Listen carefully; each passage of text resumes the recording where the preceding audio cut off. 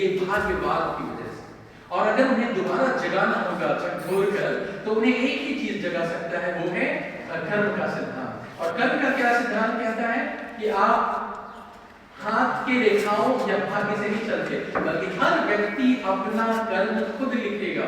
गीता में क्या कह रहे हैं, क्या कहा गया, सेंट्रल मैसेज क्या है गीता का, कि फल की चिंता मत करो, कर्म किए जाओ। इसका मतलब क्या है कि फल, जैसे बहुत लोग सोचते हैं ना कि हमें तो मैं फेल हो जाऊंगा, और अगर फेल हो जाए तो अगर आपको एक बार दिमाग में आ गया कि आप फेल ही हो जाएंगे चाहे कितना भी पढ़ लें, तो आप नहीं, आपकी पढ़ाई में प्रॉब्लम आ जाएगी, कहीं ना कहीं आप रुक जाएंगे, ठहर जाएंगे, कमजोर हो जाएंगे।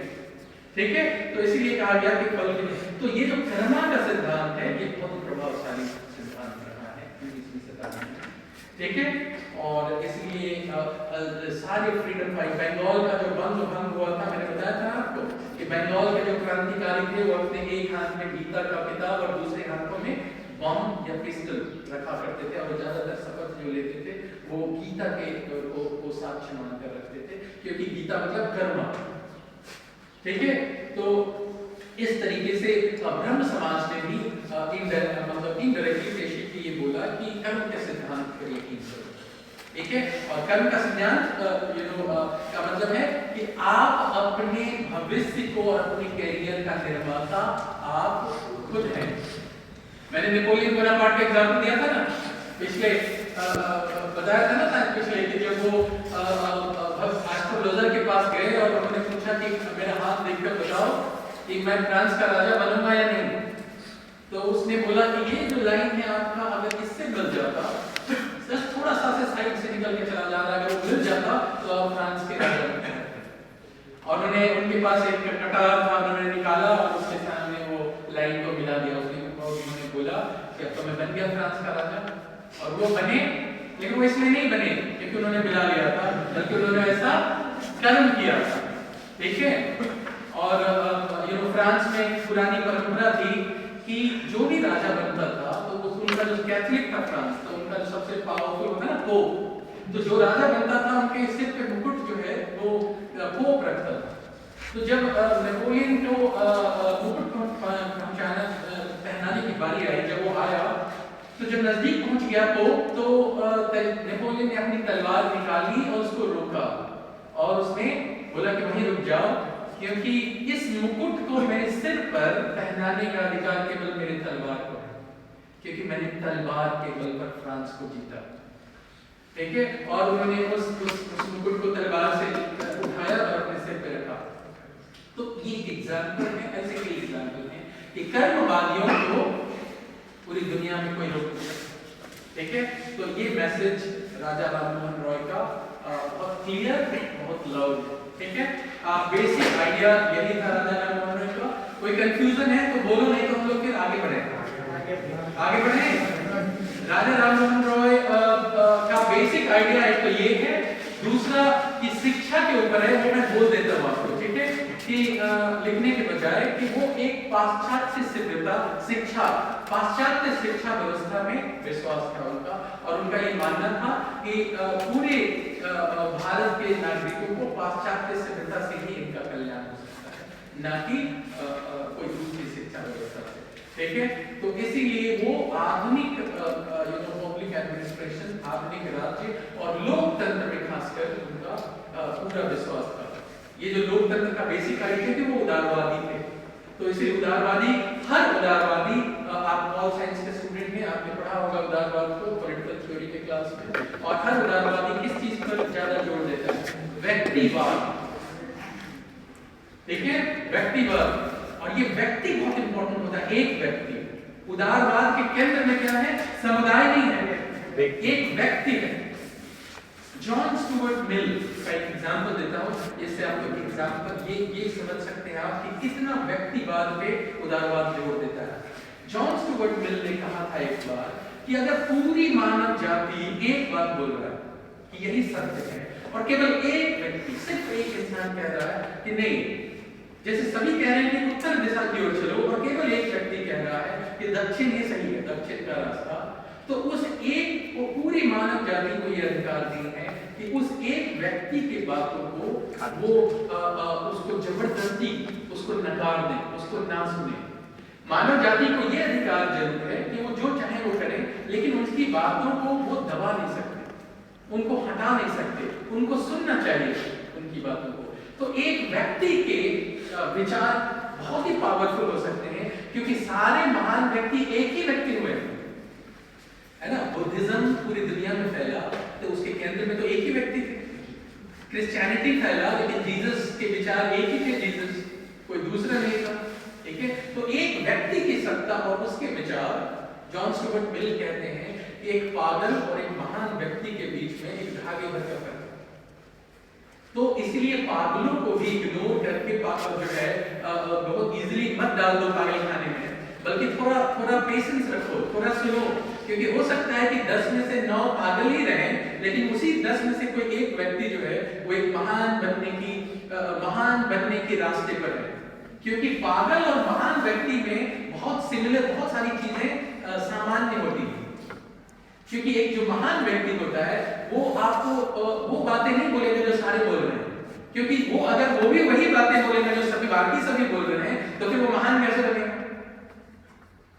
अगर उसको महान बनना है तो बाकियों से अलग रास्ता अपनाएगा ना। समझ पा रहे हो? नहीं तो फिर वो तो आम आदमी हो गया। ठीक है, तो ये उनका बेसिक आइडिया था। ठीक है, लोकतंत्र में विश्वास, चुनाव इलेक्शन में विश्वास, ये सारी इंपॉर्टेंट कैरेक्टरिस्टिक्स हैं। ठीक है, और पाश्चात्य सभ्यता में विश्वास, व्यक्तिवाद में विश्वास, ये राम मोहन राय के प्रमुख मेजर कैरेक्टरिस्टिक्स हैं, प्रमुख विशेषताएं हैं उनके बेसिक आइडिया। ठीक है, बोला जाता है कि राजा हमारा जो अंग्रेज थे उनसे बहुत प्रभावित थे। हाँ, बिल्कुल वो काफी प्रभावित थे, और इसीलिए उदारवादी थे। क्योंकि उदारवाद कहाँ पे जन्म हुआ उदारवाद का? इंग्लैंड में। इंग्लैंड ही उसकी जन्मभूमि है ना। तो अगर वो उदारवादी थे, और उस समय उदारवादी नहीं होना संभव नहीं था, क्योंकि अगर आप जो सिस्टम सबसे पावरफुल है वो सिस्टम ऑब्वियसली आपको अट्रैक्ट करेगा ना, नहीं करेगा। और दूसरा ये भी बात था कि कहीं ना कहीं अगर लोगों को ये भी लग रहा था कि अगर हिंदुस्तान में सब कुछ सही होता तो हिंदुस्तान की व्यवस्था, हिंदुस्तान जो है वो बिल्कुल पराजय तो नहीं होता, हिंदुस्तान पीछे तो नहीं जाता, वो किसी का उपनिवेश तो नहीं बन जाता। समझ लो, ऐसे लोग बहुत आसानी से लोग सोच लेते हैं कि कोई युद्ध में जीत गया, तो बड़ा आसानी से लोग ये सोच लेते हैं कि कोई व्यक्ति जो है वो वॉर में जीत रहा है। जैसे अमेरिका आज पावरफुल है, सबसे दुनिया का सबसे शक्तिशाली देश है ना, सुपर पावर। तो आप उसका एक पक्ष है कि उसके पास सारे बड़े मिसाइल हैं, सब कुछ अच्छा, लेकिन क्या अमेरिका को आप सिर्फ मिलिट्री पावर से जज कर सकते हैं? नहीं। चाइना भी बहुत बड़ा पावर है, लेकिन अगर आप ध्यान से अध्ययन करेंगे एक अंतर चीन में और अमेरिका में, तो एक जमीन आसमान का फर्क दिखेगा। जमीन आसमान का फर्क क्या है कि अमेरिका आज भी, अगर आपके अंदर यहाँ इलाहाबाद में अगर आप बैठे हो इसी यूनिवर्सिटी में यहीं पर, और अगर आप में कोई ऐसी चीज है जो यूनिक है, विलक्षण है, तो अमेरिका आपको बुला लेगा, कहेगा कि आइए आप मेरे पास, और आपके टैलेंट का कद्र करेगा, और आपको कहेगा कि आइए आप यहाँ, हम आपको लेबोरेटरी दे देंगे और आप हमारी लेबोरेटरी में रिसर्च करिए। हम आपको जो हिंदुस्तान जो सैलरी दे रहा है उससे 5 गुना 10 गुना ज्यादा देंगे। ठीक है, अमेरिका में रह के आप अमेरिका की सरकार को गाली देंगे, दे सकते हैं। वो ऐसा नहीं कि आपको जेल में डाल देगा कि क्यों मैंने क्रिटिसाइज कर रहे हैं। आप देखोगे जितने बड़े आलोचक हैं अमेरिकन, वो अमेरिका में ही रहते हैं और वहीं की सरकार की आलोचना करते हैं, सारे बड़े, क्योंकि वहां पर आलोचना का अधिकार को लोकतांत्रिक अधिकार माना जाता है, नॉर्मली। और वही आप देखेंगे मुस्लिम सऊदी अरबिया में अगर कोई सरकार की आप आलोचना करते हैं आप उनको बता देंगे। चीन में अगर आप कर देंगे वही गोली मार देंगे, है ना। तिनानमेन स्क्वायर सुना है ना आपने, चीन का जब स्टूडेंट ने प्रोटेस्ट किया, उन्होंने स्टूडेंट टैंक उतार दिया। आप इमेजिन करो कोई सरकार अपने ही छात्रों के खिलाफ रोड पर अगर टैंक उतार दे, तो इससे बर्बर, निरंकुश और तानाशाही क्या सरकार हो सकती है? ठीक है, तो डर वहां के नागरिक में अभी भी डर है। इसलिए कोई अच्छा लेखक किसी भी सब्जेक्ट में चीन में नहीं हुआ। चीन क्या करता है? चोरी कर लेता, वो एक अच्छा चोर है। हाँ, ये भी एक अलग बात है कि अच्छा चोर सभी नहीं हो सकते। चोरी करना भी एक कला है और इस कला में वो बहुत पारंगत है। क्योंकि बहुत लोग चोरी भी नहीं कर पा रहे। दिक्कत ये है कि चोरी भी नहीं। अगर मैं आपको बोल दूं आज के डेट में कि आप किताब खोलकर एग्जाम लिखो, ये भी एक होता है ओपन बुक एग्जाम। अब आप देखोगे कि जिसने बिल्कुल नहीं पढ़ा है वो नहीं लिख पाएगा, वो पेज पलटता रह जाएगा कि कहां से लिखें, क्योंकि टाइम लिमिट है। समझ रहे हो? तो चोरी करना भी एक कला है। बाकी आप अगर आपको आज आप physics, chemistry, pol science, sociology किसी के भी अच्छे स्टूडेंट हैं और आप अगर ये पता लगाने की कोशिश करें कि कौन सा चाइनीज है जिसने बहुत बड़ा काम किया इस सब्जेक्ट में, एक भी नहीं मिलेगा।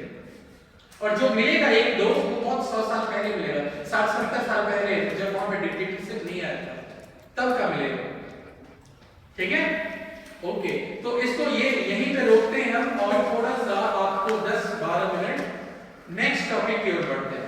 ठीक है, जो हमारा अगला शीर्षक, अगला जो विचारक है वो है दयानंद सरस्वती। मैं अभी थोड़ा सा आपको इंट्रोड्यूस कर देता हूँ कॉन्सेप्ट को। नेक्स्ट क्लास में दयानंद सरस्वती कॉन्सेप्ट को लिखवाएंगे आपको, तो अभी लिखवाते नहीं है लेकिन बेसिक आइडिया बता देते हैं कि कौन थी। अभी आप देख रहे थे बंगाल भारत के किस ओर है? पूर्व की ओर। और एकदम पश्चिम की ओर चले जाते हैं मोदी जी के राज्य में। तो वहां जब जाएंगे तो वहां पर आपको मिलेंगे दयानंद सरस्वती। आज से 100 साल पहले, 150 साल पहले।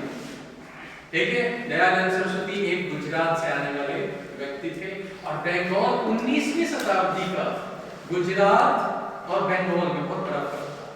हालांकि अंग्रेज सबसे पहले गुजरात में आए, सूरत में। आप देखोगे अंग्रेज कैसे बढ़े हिंदुस्तान के अंदर। आपने देखा होगा कि अगर इंडिया का मैप है, मेरे पास वो नहीं है, इंडिया का मैप में अगर आप देखो गुजरात में, आप मैप देख रहे हो ना, गुजरात से महाराष्ट्र से होते हुए नीचे की ओर चले जाओ, है ना, और नीचे चलते जाओगे और वो केरला होते हुए फिर ऊपर आओगे और ऊपर आते आते आते जाओगे तब जाके बंगाल मिलेगा। और ऐसे ही अंग्रेज बन रहे थे गुजरात से। ऐसे इन्होंने व्यापार, क्योंकि इसका रीजन क्या था, व्यापार करने के लिए अंग्रेजों को कहा जाता था, इंग्लैंड को कहा जाता था नेवी क्वीन। नेवी क्वीन, क्योंकि ये बहुत बड़ा फर्क था कि इंग्लैंड जो है नेवी पावर में, जब तक अंग्रेजी साम्राज्य रहा, इंग्लैंड को पूरी दुनिया की कोई भी ताकत नेवी वॉरफेयर में नहीं हरा सकती थी। सबसे पावरफुल देश माना जाता था। नेपोलियन बोनापार्ट जमीन पे सबसे ज्यादा पावरफुल माना जाता था। नेपोलियन बोनापार्ट ने बहुत इंटरेस्टिंग स्टेटमेंट दिया था। आपको मैप, यूरोप का मैप देखा है आपने? फ्रांस का नक्शा दिमाग में देख रहे हो? फ्रांस और इंग्लैंड। फ्रांस से मान लो आपको इंग्लैंड जाना है, इंग्लिश चैनल अलग करती है दोनों को। नेपोलियन बोनापार्ट ने कहा था कि अगर मुझे 6 घंटे के लिए मेरा इंग्लिश चैनल पर अधिकार हो जाए तो पूरे दुनिया के नक्शा से इंग्लैंड को हमेशा हमेशा के लिए मिटा। लेकिन वो 6 घंटा उसकी लाइफ में कभी नहीं आया, क्योंकि कहा जाता था कि जमीन पर नेपोलियन को हराना असंभव था और नेवी में इंग्लैंड को हराना असंभव था। ठीक है, और इसीलिए जबकि वो बहुत करीब था इंग्लिश चैनल, लेकिन नेपोलियन पूरे यूरोप में, नेपोलियन ने रूस में, मॉस्को में जाकर वहां का सबसे बड़ा बिल्डिंग था चर्च, उस चर्च को नेपोलियन ने जला दिया। उसका ड्रीम था कि फ्रांस का एम्पायर रूस तक होना चाहिए, और वो गए और वहां की सबसे ऊंची बिल्डिंग को जला दिया उसने। वो जानबूझ के जलाया उसने कि ये एक मैसेज है रूसियों के अंदर कि फ्रेंच आ चुके हैं और सबसे यूरोप में ताकतवर फ्रेंच है, ये मैसेज देने के लिए। लेकिन रूस के बारे में एक कहावत हमेशा से कहा जाता है कि जब भी रूस के ऊपर संकट आता है तो प्रकृति उसकी रक्षा करती है, और ऐसा 2 केस में साबित हुआ। नेपोलियन बहुत बड़े आर्मी के साथ एंटर किया था और थियोरेटिकली उनको कोई नहीं हरा पाया, हार गए वो रूसी। लेकिन जब वो वापस आए तो उन्होंने छापामार युद्ध किया। छापामार युद्ध मतलब जैसे कोई छुपा हुआ है और अचानक किसी पे अटैक करके उसको मार दिया।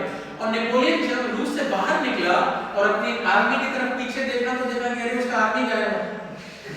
मतलब उसकी पूरी की पूरी आर्मी जो है नष्ट कर दिया था रूसियों ने छुपकर छापामार युद्ध से। उसको लगा कि उसने लड़ाई भी नहीं लड़ी, उसने रूस को हरा भी दिया लड़ाई में, लेकिन उसकी सारी आर्मी फिनिश। गए, बहुत वीक हो गया उसके बाद। ठीक है, तो ये रूस के बारे में। तो खैर coming back to Dayanand Saraswati.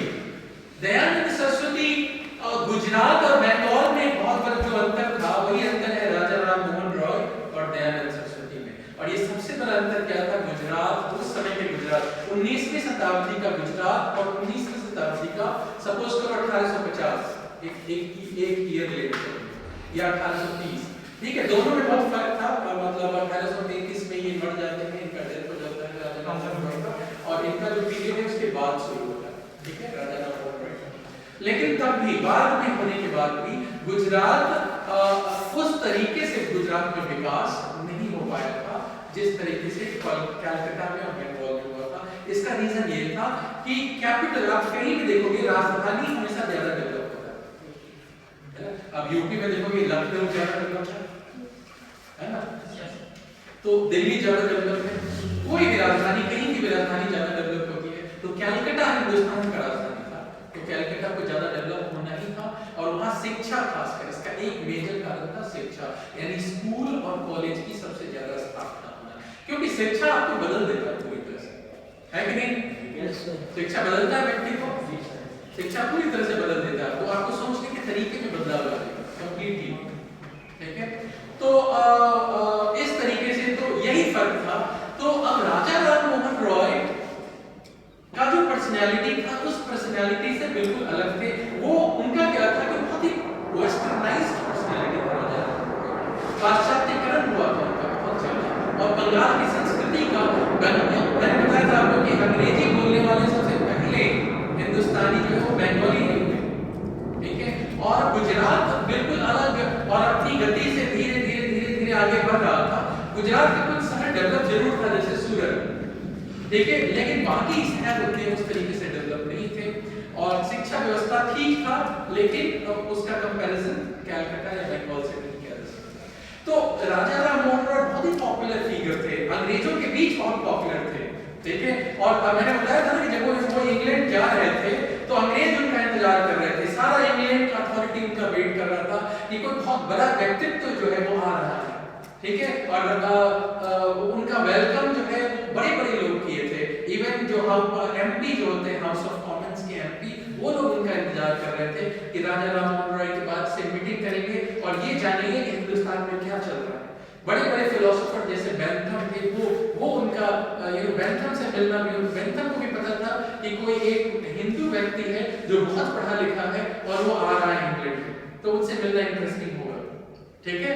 तो इस तरीके से, लेकिन इनके साथ ऐसी कोई बात नहीं, इनको कोई बहुत ज्यादा व्यक्ति नहीं जान रहा था, अंग्रेजों में कोई खास इमेज नहीं था इनका, बल्कि इनको जो भी जान रहा था उसका रीजन ये था कि इन्होंने आर्य समाज की स्थापना की, और आर्य समाज जो है अपनी फिलॉसफी को प्रचारित खुद ब खुद किया था, और इसीलिए जबकि बाद में ठीक उल्टा हुआ, आर्य समाज बहुत ज्यादा पॉपुलर हो गया, ठीक है।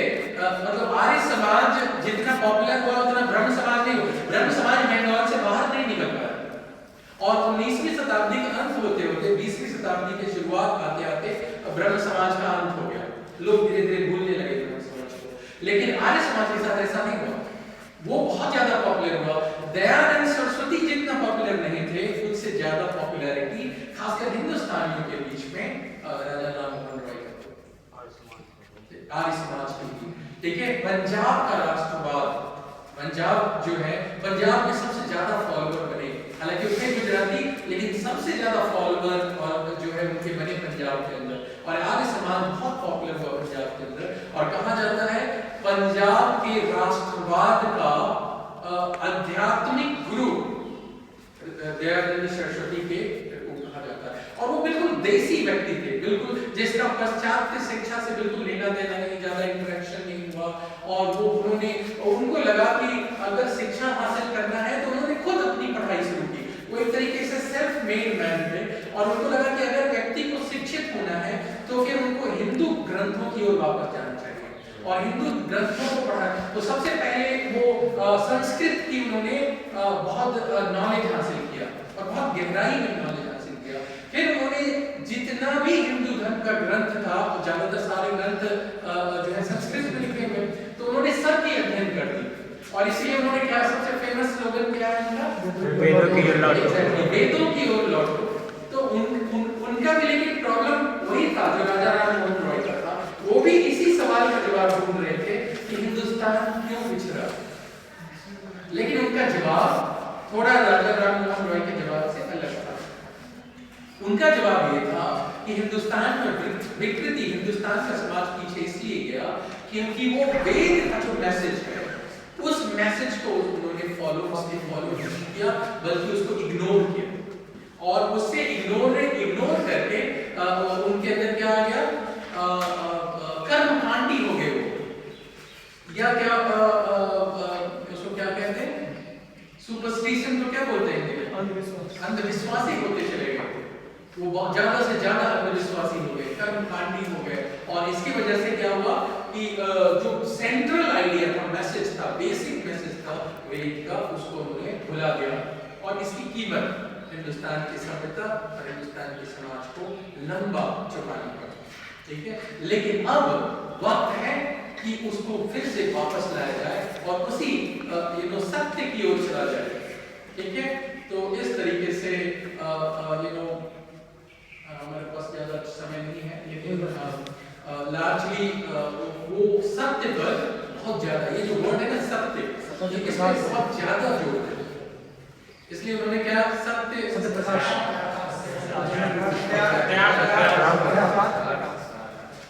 इस बुक को सत्यार्थ प्रकाश को लिखा उन्होंने।